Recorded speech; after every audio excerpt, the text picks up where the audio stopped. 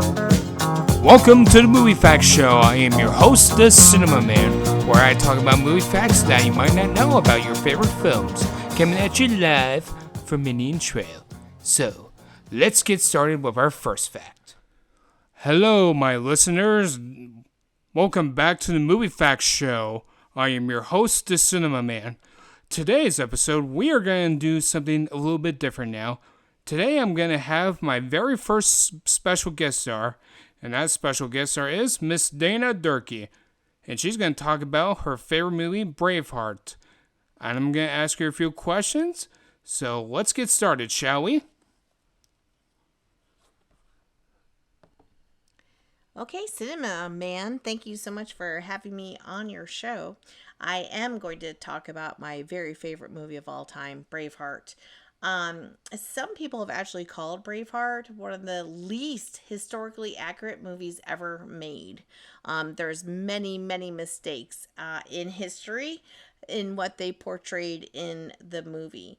One of the biggest one is that William Wallace is having an affair with Isabella, the wife of Edward II, and implies that he fathered her child, the future King Edward III of England. However, Isabella, in true history, was only 2 years old at the time that the film depicts the affair happening. So, very inaccurate.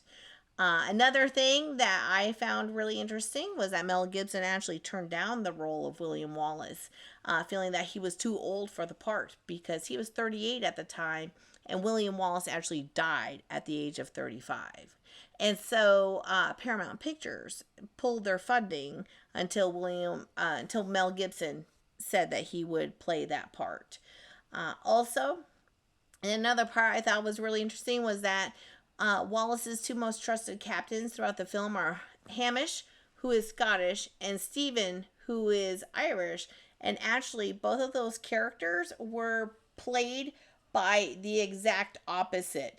So Hamish was played by an Irish actor, and Stephen was played by a Scottish actor. So I thought that was really interesting. And also, even though that this film depicts Scottish history, quote unquote, and events, it was actually mostly filmed in Ireland. Huh. Fascinating. So, would you see anyone else besides Mel Gibson playing the role? Because it is my favorite movie of all time, it's hard for me to see anyone else being William Wallace and yelling freedom, and just getting his people all geared up and ready for battle and inspiring his soldiers. I can't picture anyone else. I'm at a blank for that question. Okay. Do you think that the cast did a really great job with their roles? Oh yes. And also, just so you know, there was no animal cruelty on that movie, even though you saw lots of horrible things happening to especially horses. None of that was actually a fact, and there was actually an animal cruelty group who went after Mel Gibson and felt that there was animal cruelty on there, and they had to actually prove that it was just pretend mechanical horses and stuff that they were using for when the horses were falling during the battles. Was it PETA that? No, it did not say PETA. It did not say, when I was doing my research, it did not say which animal cruelty group. Okay. Would you say this movie is great for little kids? No, it definitely has some mature content. I'm not even really sure off the top of my head what it is rated.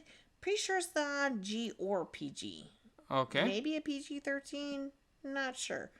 I actually believe that when it first came out, maybe PG-13 wasn't even a thing. Yeah, I can believe that. I'm getting kind of old, so.